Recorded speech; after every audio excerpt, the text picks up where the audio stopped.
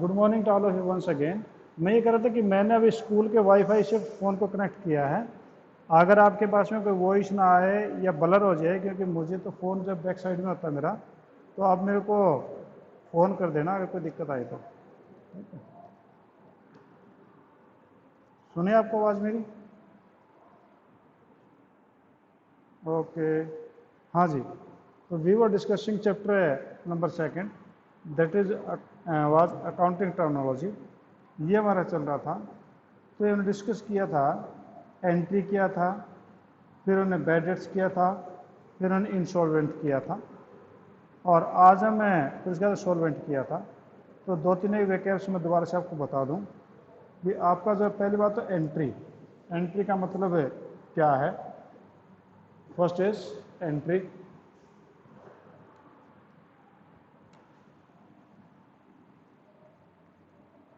Entry entry means when we record any transaction first time in books of account. जब हम पहली बार अपना कोई भी ट्रांजेक्शन है वो बुक्स ऑफ अकाउंट में रिकॉर्ड करते हैं तो वो आपकी क्या कहलाती है? एंट्री। अगर ये जर्नल में रिकॉर्ड कर देते हैं it will called a journal entry. अगर सब्सिडरी बुक में कर दें तो भी जर्नल एंट्री कहलाएगी।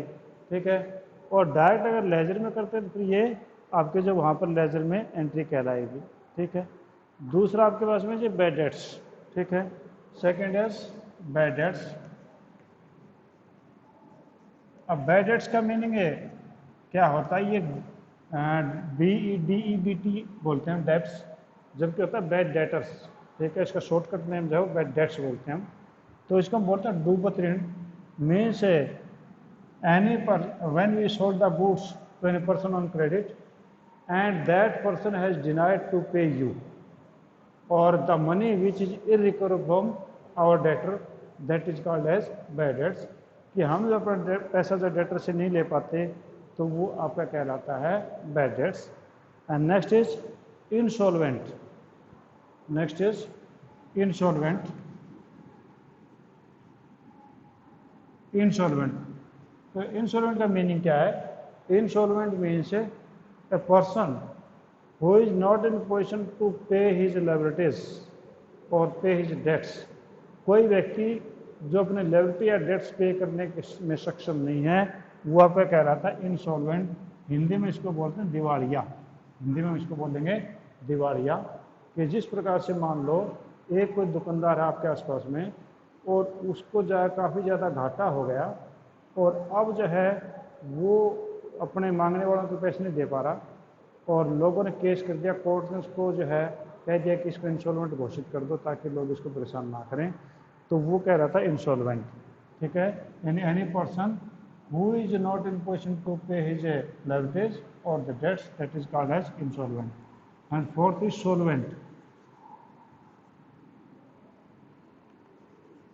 सोलवेंट। अब सोलवेंट का मतलब क्या है? सोलवेंट का मीनिंग होता है कि any person who is in position to meet his or her liabilities. यानी कोई पर्सन अपनी लायबिलिटीज को मेट करने में सक्षम होता है वो आपको कहलाता है सोलवेंट। ठीक है।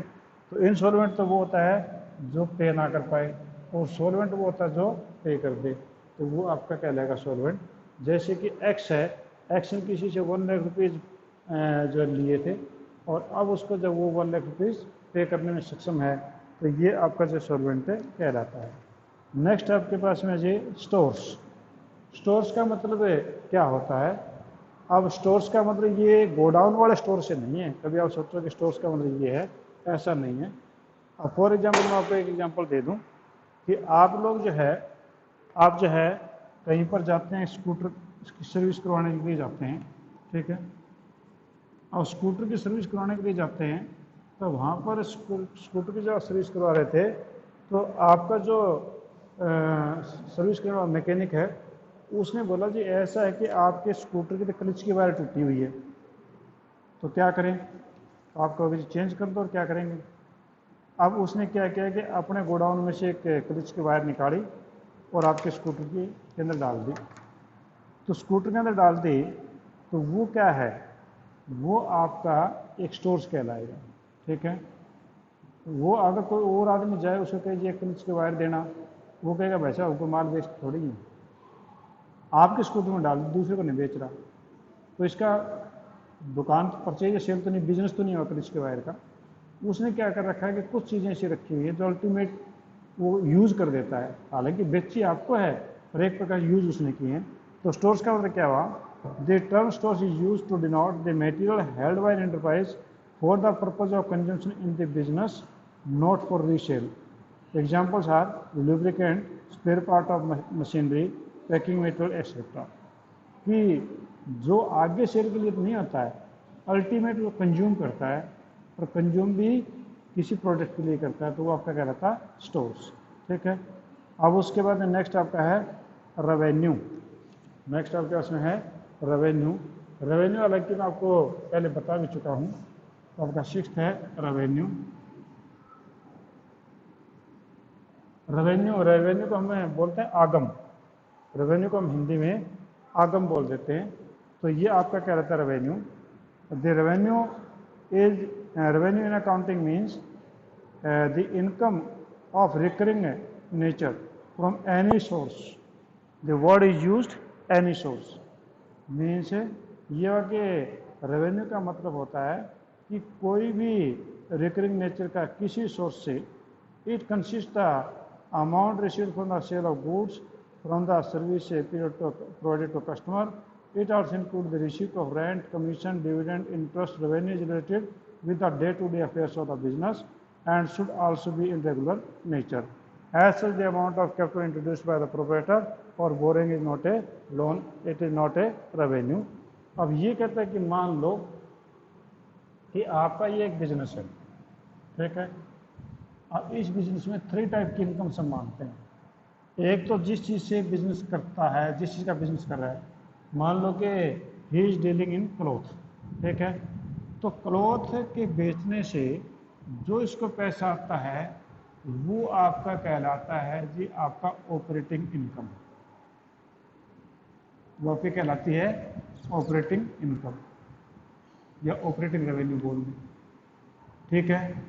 दूसरा जो है, इस बंदे ने कहीं पर पैसा इन्वेस्ट कर रखा है, किसी प्लॉट में पैसा इन्वेस्ट कर रखा है बिजनेस से, वहाँ से जब बिका तो वहाँ से जो है या प्लॉट पे किराए पे दे दिया तो वहाँ से रेंट मिला, तो ये रेंट हो गया, कमीशन हो गया, यानी बिजनेस के अलावा इनकम है।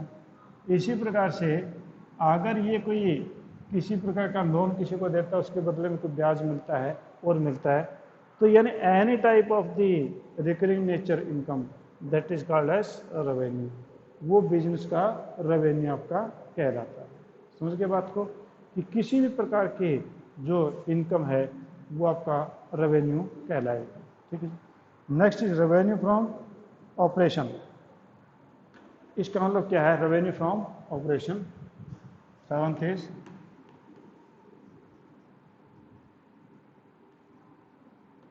Revenue from operation. Revenue from operation इसको हम RFO भी बोलते हैं, रेवेन्यू फ्रॉम ऑपरेशन। ऑपरेशन ये मैंने ऊपर बताया था, ऑपरेटिंग रेवेन्यू। तो इसका ये हुआ कि बिजनेस जिस भी चीज़ से क्या किया जाता है और उससे जो भी आपकी एक्टिविटीज ऑपरेट करता है, उससे जो पैसा आता है वो आपका रेवेन्यू कहलाता है, रेवेन्यू फ्रॉम ऑपरेशन। सपोज आप कपड़े का बिजनेस है तो कपड़ा बेचने जो पैसा है वो रेवेन्यू फ्रॉम ऑपरेशन कहलाता है। Next is entity. एंटिटी का मतलब क्या हुआ, एंटिटी, हाँ बोलिए बेटा,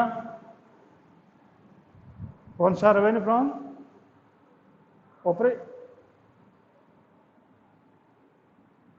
रेवेन्यू फ्रॉम ऑपरेशन, ये तो रेवेन्यू होता है बिजनेस में किसी भी प्रकार का पैसा आ जाए वो तो कहलाएगा रेवेन्यू, ठीक है। मैंने बताया ना कि एक कपड़े का बिजनेस है, कपड़ा बेचने से पैसा आया तो वो भी रेवेन्यू है। अगर आपको रेंट मिला, कमीशन मिला, वो भी रेवेन्यू है। अगर आपने कहीं ब्याज पे पैसे दे रखे, इंटरेस्ट मिला तो वो भी रेवेन्यू है। तो ये तो रेवेन्यू सारे प्रकार के हो गए। और रेवेन्यू फ्रॉम ऑपरेशन है, जो रेवेन्यू फ्रॉम ऑपरेशन है ये सिर्फ इसी को कहेंगे, जिस चीज़ का बिजनेस हम करते हैं उससे जो पैसा आएगा that will be called as revenue from operation, वो आपका रेवेन्यू फ्रॉम ऑपरेशन कहलाएगा। यानी ये revenue it is broader form than this, ये नाम से भले बड़ा है और ये इससे छोटा है। ये रेवेन्यू में सभी प्रकार के पैसे आते हैं और इसमें जो है आपका केवल है एक ही प्रकार का पैसा, एक ही प्रकार का रेवेन्यू आता है, वो आपका जिस चीज़ का बिजनेस आप करते हैं। क्योंकि बिजनेस के अलावा भी आप कई एक्टिविटीज़ करते हैं, वहीं दुकान में बैठ के उससे पैसा आपको मिलता है। आपने किसी को ब्याज में पैसे दे दिए, आपने कहीं कोई बिल्डिंग का एक पार्ट किराए पे दे दिया, उसे किराया मिलने लग गया, ब्याज मिलने लग गया, वो तो बिजनेस का हिस्सा है। तो पर वो एक्टिविटी का हिस्सा नहीं, क्योंकि आपका मेन काम तो कपड़े का है। तो इसका मतलब ये था। हाँ जी, और कोई क्वेरी है आपके पास में? Any other query please? Next is entity.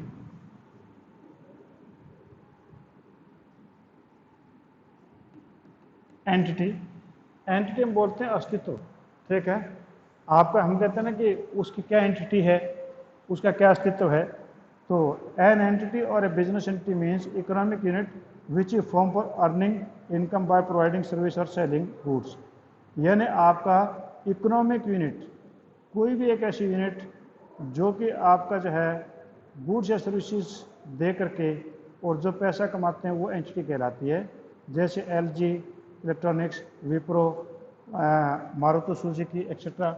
यानी एंटिटी का दुकान मान लें, बिजनेस मान लें, ठीक है। आपके जो आसपास में जो दुकान है, जो भी कोई बिजनेस है, उनका अपना नाम है। जैसे कि आपका बालाजी किराना स्टोर हो गया, बालाजी ट्रेडिंग कंपनी हो गया, तो वो क्या है, वो सारी की सारी आपकी एंटिटी हैं, ठीक है। तो एंटिटी का मतलब हो गया कि जो आपके जो बिजनेस यूनिट है उसको हम एंटिटी बोल लेंगे। सीधी सी बात ये है, business unit called as a entity. Business unit आपकी एंटिटी कहलाती है, यानी एक अपने आप में सेपरेट पर्सनैलिटी वो कहलाती है, ठीक है। Next is that is turnover. Turnover का मतलब क्या हुआ? Next is turnover.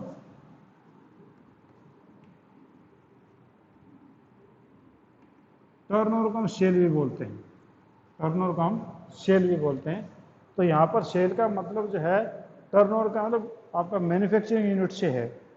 तो turnover means total sale made in a particular period, ठीक है। एक पर्टिकुलर पीरियड के दौरान में जो आप टर्नओवर करते हैं, वो आपकी जो है वो सेल या टर्नओवर कहलाती है, ठीक है। लाइव स्टॉक, लाइव स्टॉक आपका क्या होता है? तो नेक्स्ट इज लाइव स्टॉक।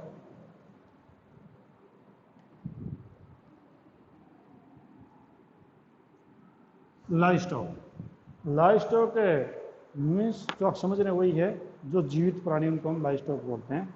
अब आप ये कहें जी बिजनेस में लाइव स्टॉक की क्या जरूरत है? ये तो बड़ी अजीब बात करें। बिजनेस तो जो है हम कोई टीवी का करेंगे, फ्रिज का करेंगे, कूलर का करेंगे, तो आपका यहाँ पर एनिमल या कैटल्स या हॉर्सेज जो है उनकी क्या जरूरत है? तो आपका, आप तो हिसार में रहते हैं, हरियाणा में रहते हैं, आप यहाँ पर की बात मत सोचिए। हम यहाँ पर अकाउंट तो पूरे वर्ल्ड वाइड बनाते हैं। तो आपके जम्मू कश्मीर में देखो, जम्मू कश्मीर के अंदर जो है वो माल जो है कई जगह पे वो केवल आपके जो है पोनीज हैं या हॉर्सेज हैं, उन्हीं के ऊपर भेजा जाता है। बाकी वहाँ पर कोई वैसे नहीं जाया जा सकता। इसी प्रकार से जो बड़े बड़े दूसरे देश हैं, उनमें जो है माल वो तांगों से, घोड़ों से भेजा जाता है। तो इसलिए लाइव स्टॉक हो सकता है बिजनेस, कोई बड़ी बात नहीं। तो लाइव स्टॉक का मतलब any living cattles, that is called as livestock. और नेक्स्ट इज इन्वेस्टमेंट। आपका जो है लास्ट आपके उसमें investment.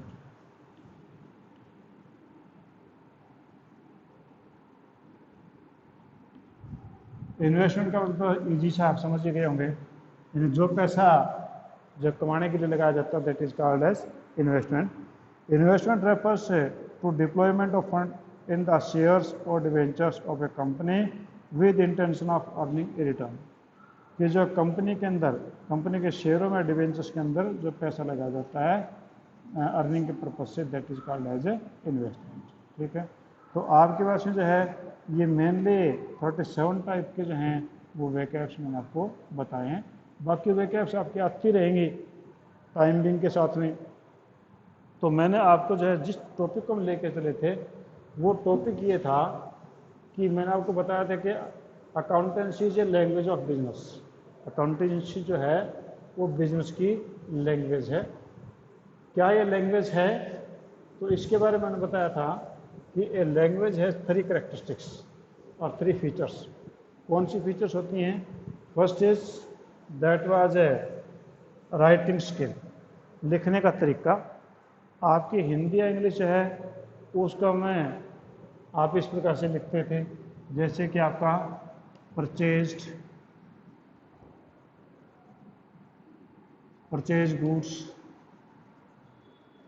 Goods rupees 10,000 in cash. ये तो आपके इंग्लिश में लिखने का तरीका था, ये इंग्लिश राइटिंग स्किल थी। हिंदी में था 10,000 रुपये का माल, 10,000 रुपये का माल नकद खरीदा। ये आपका हिंदी में लिखने का एक तरीका था। तो क्या अकाउंटेंसी में लिखने का तरीका था? हाँ, मैं लिखा था ना, वो लिखा था purchases account debit to cash account 10,000। अब देखो कि ये तीनों की राइटिंग स्किल है। इंग्लिश में ऐसे लिखते हैं, हिंदी में ऐसे लिखते हैं, अकाउंटेंसी में ऐसे लिखते हैं। तो आपकी हम ये बोल रहे थे कि accountancy is language of business. Accountancy जो है एक बिजनेस की लैंग्वेज है। तो क्या हम इससे एग्री कर पाए? हाँ, हम एग्री कर पा रहे हैं कि हमने जैसे कि आपकी राइटिंग स्किल थी वो हमने देखा, तो इंग्लिश में देखा, हिंदी में देखा, और फिर हमने अकाउंटेंसी की लैंग्वेज में देखा, यानी बिजनेस की लैंग्वेज में देखा, तो हमें पता चल गया कि हाँ, इसकी अपनी राइटिंग स्किल है। ठीक है, तो ये हो गया था। उस पहली फीचर तो ये थी। दूसरी फीचर जो है आपके पास में थी, दैट वाज ग्रामर।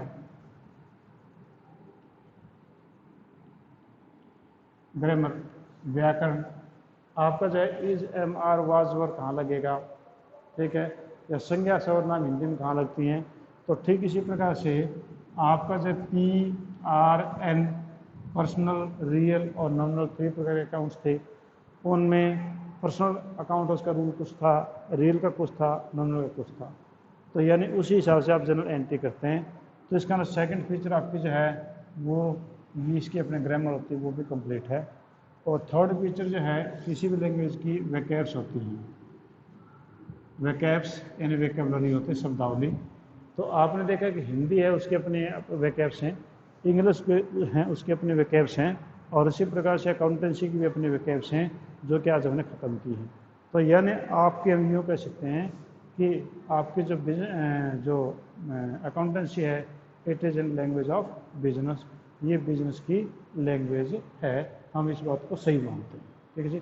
तो ये तो मैंने आपको उसी क्वेश्चन का आंसर दिया है कि आपकी जो क्या ये अकाउंटेंसी जो है क्या है। तो हमने ये कोशिश की कि अकाउंटेंसी एक बिजनेस की लैंग्वेज है। ठीक है जी। तो ये चीज़ें आपकी थी इस चैप्टर के अंदर। और अब हम जो है इसके बाद में जाके बातें करते हैं।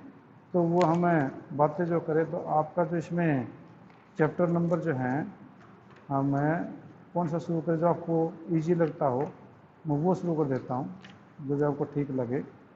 तो मैं इसमें जो है आपका अकाउंटिंग इक्वेशन जो है वो शुरू कर देता हूँ। चैप्टर नंबर 6 है अकाउंटिंग इक्वेशन। ठीक है, वो आप जो है चैप्टर नंबर 6 है मेरी बुक में, आप वो निकालिए, उसका नाम है अकाउंटिंग इक्वेशन। ठीक है, इसलिए करवाना शुरू में ये क्योंकि आप अभी जो है कुछ चीज़ों से आप जो है वो परिचित हो गए हैं कि वो क्या चीज़ें हैं। आपको मैंने अकाउंटिंग टर्मिनोलॉजी बताई है, और इन प्रकार की चीज़ों से हम आगे बढ़ेंगे तो अकाउंटिंग इक्वेशन जो है वो आपका सेकंड स्टेप आपका ठीक रहेगा। ठीक है, तो मैं बुक के हिसाब से चैप्टर वाइज नहीं करवा रहा, बल्कि मैं आपको जो है आपके कन्वेंस के हिसाब से कि आपको समझ में अच्छे तरीके से आ जाए, तो उस पॉइंट ऑफ व्यू से मैं आपको समझा रहा हूँ उसको। ठीक है, तो आप जो चैप्टर नंबर 6 निकाल लीजिए, अकाउंटिंग इक्वेशन है क्या। अब आप ये कहेंगे सर ये बातें क्यों याद दिला रहे हो, हमने कॉमर्स इक्वेशन से जुड़ते हुए ली है, क्योंकि आपके साइंस के अंदर जो केमिस्ट्री थे जहाँ पर रमेश रावत मैडम पढ़ाते थे वहाँ पर इक्वेशन तो आती थी साइंस के अंदर केमिस्ट्री में, और इक्वेशन तो हमारे समझ में नहीं आती थी ना याद होती थी, और वही इक्वेशन आप अब लेकर के आ गए अकाउंटेंसी में, पर वो नहीं है, ये वो वाली चीज़ नहीं है। तो उससे आपको डरने की जरूरत नहीं है। अकाउंटिंग इक्वेशन जो है वो क्या है।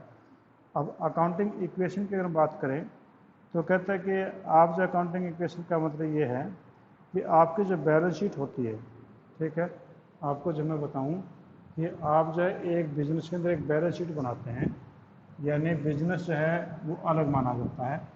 एक बैलेंस शीट होती है वो ऐसे बनती है, ऊपर हम लिखते हैं बैलेंस शीट, ठीक है। शायद मैंने आपको एक आध बार पहले इसके बारे में बताया है।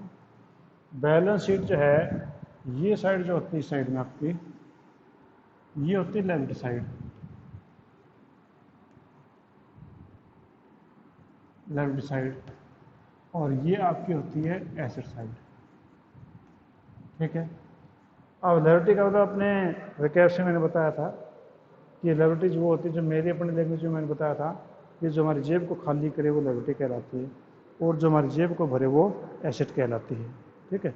तो इसका ये था जो हमारी जेब को भरे वो एसेट कहलाती है, और जो हमारी जेब को खाली करे वो हमारी लायबिलिटी कहलाती है। जैसे बैंक लोन है, बैंक लोन से क्या होगा, हमें पे करना पड़ेगा, जेब खाली होगी। क्रेडिटर्स हैं, क्रेडिटर्स हैं, क्रेडिटर से क्या होगा, हमें पे करने पड़ेगी, जेब खाली होगी। आपके आउटस्टैंडिंग ओ एस लिखते हैं, O for out, S for standing. Outstanding salary, outstanding salary होती है जिस सैलरी की हमने पेमेंट अभी नहीं की है, यानी सैलरी, हम बिजनेस हैं, हम सैलरी कभी रिसीव नहीं करते हैं, हम बिजनेस हैं, बिजनेस के अकाउंट बनाते हैं, हम सैलरी हमेशा पे करते हैं। बिजनेस ने अभी को सैलरी की पे करनी है, जेब खाली होगी, ठीक है। इसी प्रकार से आउटस्टैंडिंग रेंट है, यानी हमने कोई दुकान किराए पर ले रखी है, उसका रेंट पे नहीं किया, आउटस्टैंडिंग है, तो वो पे करें, जेब खाली होगी। तो ये आपकी लायबिलिटी वो होती है जो जेब खाली करे। एसेट्स वो होती है जो जेब को भरे, ठीक है। जैसे कि आपकी लैंड है, अब लैंड है तो लैंड को आप खेती करेंगे या आप उसको लीज पे देंगे, आपकी जेब भरेगी, आपकी जेब में पैसे आएंगे। इसी प्रकार से आपकी बिल्डिंग है, बिल्डिंग जो है उस बिल्डिंग को आप किराए पे देंगे या दुकान करेंगे तो उससे पैसा आपके पास में आएगा, ठीक है। इसी प्रकार से आपकी इन्वेस्टमेंट है, यानी आपने जो है वो इन्वेस्ट कर रखा पैसा कहीं पर, तो नेचुरली से ब्याज आएगा ताकि जेब भरेगी। तो आपका यहाँ पर है कि ये एक बैलेंस शीट जो है बिजनेस की है, और बिजनेस को हम अलग मानते हैं। जब भी आप अकाउंटेंसी की बात करते हैं तो हम एक ही बात करते हैं कि business and both are different from each other, कि बिजनेस और बिजनेसमैन जो है वो दोनों एक दूसरे से अलग अलग हैं। दुकान चाहे आपकी है, पैसे चाहे आपने लगा रखे हैं, और उसके बावजूद भी आप और बिजनेसमैन एक नहीं हैं, बिजनेस अलग है, बिजनेसमैन अलग हैं। अब आप तो छोटी दुकान की बात करें, अब टाटा है, बिरला है, अंबानी है, अब ये लोग तो पता नहीं कितनी कितनी कंपनियां हैं, तो उन्होंने तो एक कंपनी बनाई, वहाँ पर ऑफिसर्स अपॉइंट किए और कहा कि अपना बिजनेस चलाओ भाई, जो पैसा है मेरे को देते जाओ, ठीक है। तो आपका बिजनेस जो है उसकी बैलेंस शीट बनती है, तो बिजनेस को जो पैसा देना होता है वो तो लेफ्ट साइड में आएगा, और बिजनेस को जो पैसा लेना होता है या बिजनेस के कब्जे में जो चीज़ें होती है एसेट कहलाती हैं। तो ये हमेशा दोनों के दोनों बराबर होते हैं, asset is equal to liability हमेशा बराबर ही होंगी, ये बात आपने ध्यान में रखनी है, ठीक है जी। तो आज हम इतना करवाते हैं कि ये बैलेंस शीट है, बैलेंस में आपके asset is equal to liability होंगी। एसेट क्या होंगी, जो हमारी जेब भरे, और लायबिलिटी क्या होंगी, जो हमारी जेब को खाली करे, ठीक है जी। हाँ जी, any other point you want to ask, अगर कोई पॉइंट आप मेरे से पूछना चाहते हैं तो आप मेरे से पूछ सकते हैं, और नहीं तो फिर हम कल मिलेंगे। Thank you.